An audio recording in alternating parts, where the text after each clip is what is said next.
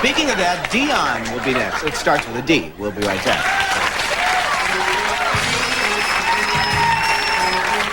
I guess eligible in 1998. Well, we'll look forward to I think Michael Jackson, 1994. Wow. So it's a... Because he started out when he was 2. That's true. So he'll beat Springsteen into the Hall of Fame.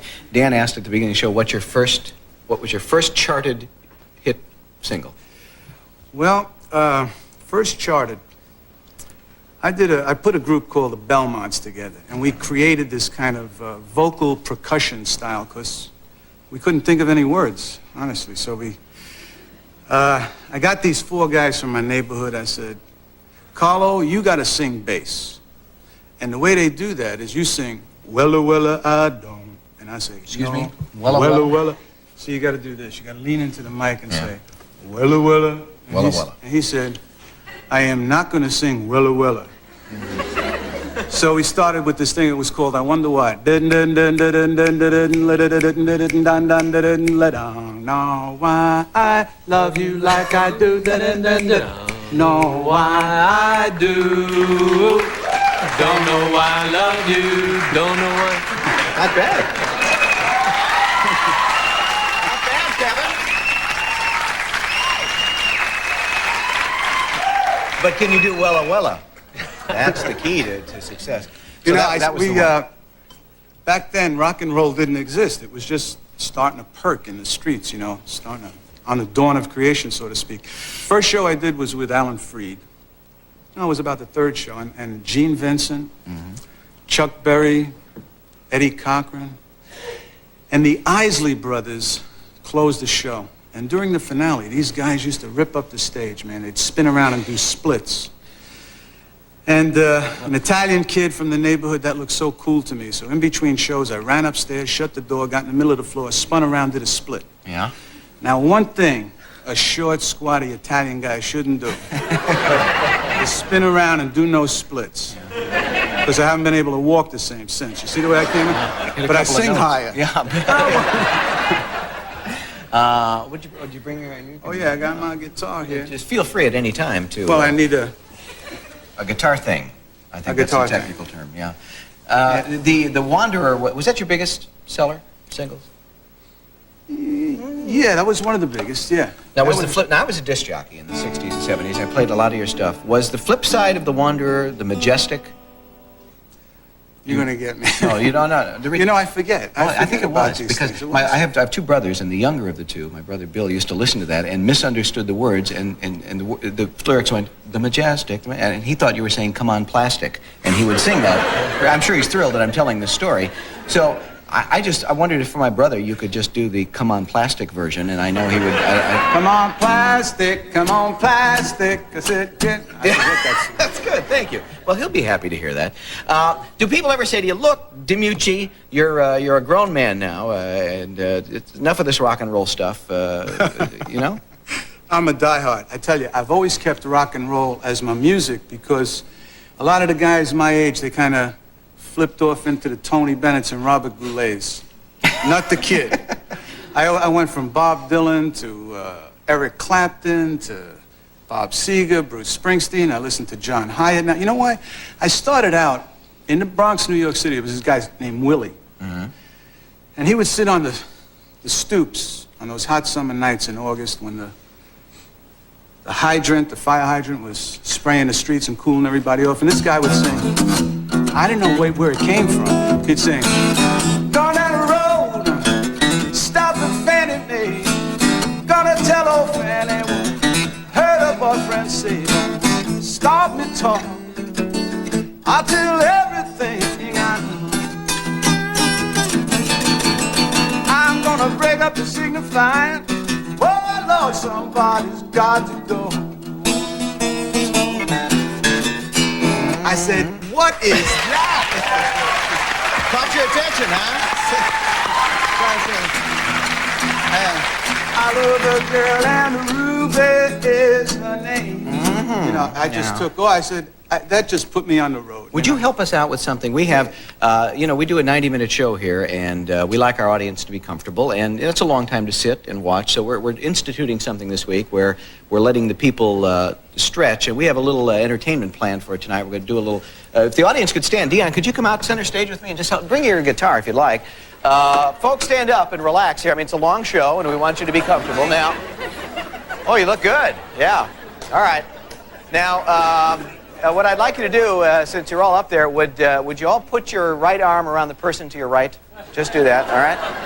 Okay. Everybody spin around and do a split. No splits. Now, we're gonna ask you to sway back and forth. We're gonna do this song to the tune of 99 bottles of beer on the wall. You familiar with that? All right, there are cue cards for the audience. Let's follow along as we go to commercial and relax. Ready? 34 minutes of show left to go. 34 minutes of show. We'll kill some time singing this song. 33 minutes of show left to go. 33 minutes of show left to go. 33 minutes of show. After the viewers come back from the John. 32 minutes of show left to go. Everybody! 32 minutes of show left to go. 32 minutes. When you think you're ready, go down to Crazy Eddie, the man who's got most everything. Stereo sound, his audio selection, Wally with your perfection. He's the man with all the lowest prices around. So come on down and put it to the test. See whose prices really are the best. Who picks you up with the style that fits your place and guarantee a smile upon your face. Oh, when you think you're ready, go down to Crazy Eddie, the man who's got most everything. Stereo sound, and so the story told across the whole wide world. Crazy Eddie will not ever be undersold. Crazy Eddie now with 10 great locations in Manhattan, the Bronx, Brooklyn, Syosset, Paramus, East Brunswick, Union, Westchester, Westbury. Hit this.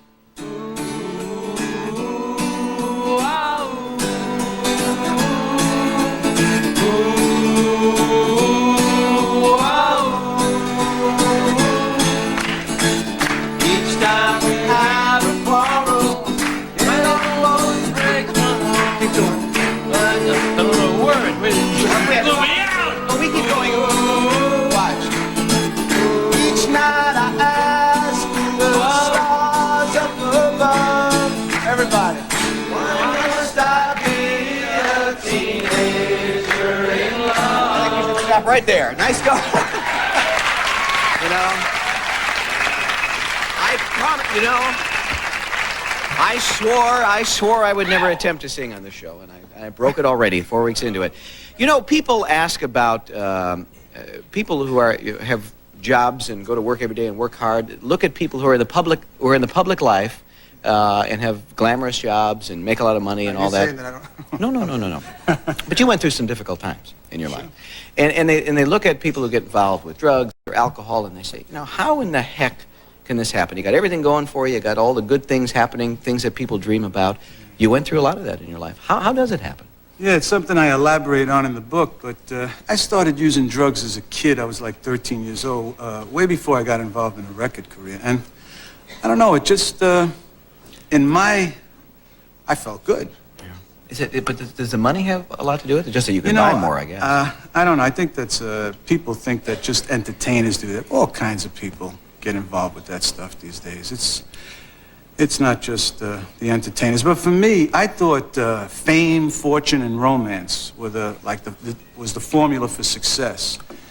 And there was a time in my life, I think in the early 60s, I made a couple of $1 million, and my parents were paying $35 a month rent in Bronx, New York City. I got 8 gold records and was traveling all over the world, and I married my childhood sweetheart. And I'm looking out of this penthouse apartment window in Manhattan, and I'm saying, what's wrong? Something's missing. And you know, I guess I had others' esteem, the adulation. Even success could be a narcotic in a sense, you know? But there was something missing inside, you know? I didn't have any self-esteem. I had others' esteem, you know? But so I had to start working on that. Yeah. When did you finally say, as far as drugs, alcohol, that's it? I gotta. I tell you, I'll be honest with you. The mid-'60s was a hellish nightmare for me.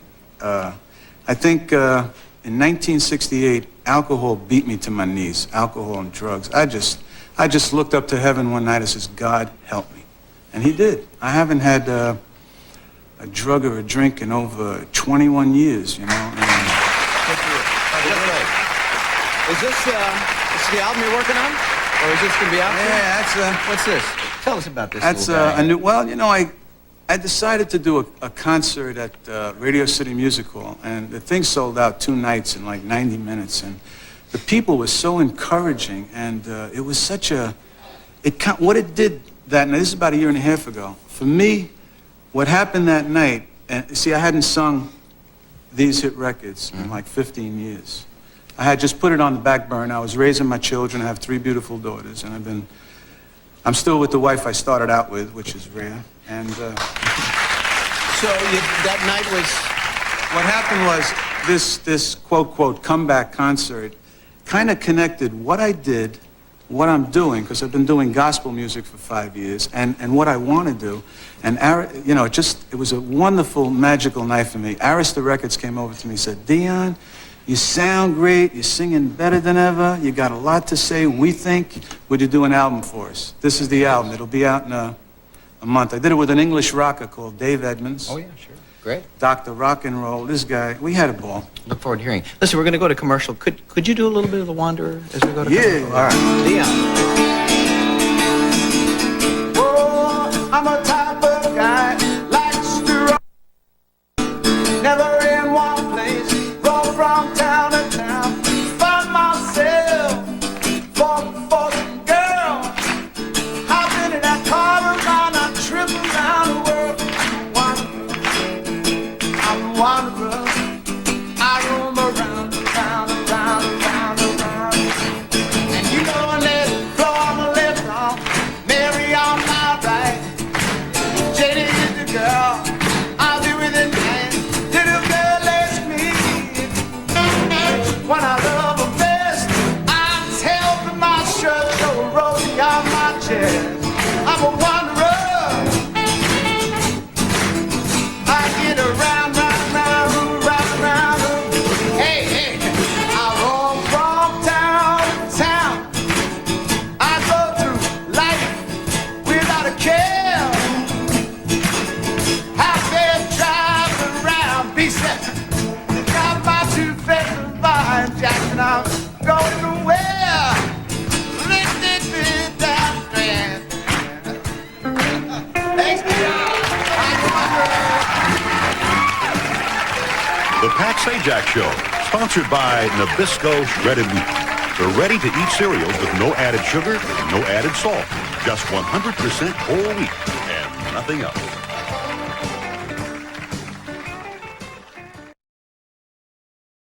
Do-do-do-do, The Lords of Flatbush is a movie. Do-do-do-do, about how life was in the 50s. A black leather jacket, a rumble or two, and a girl cutting school, playing pool, stealing a car, record hops, bobby socks, a padded bra. The Lords of Flatbush, oh, it's something to see. Do-do-do-do, it's full of memories for you and for me. I don't mean to boast, but you'll dig it the most.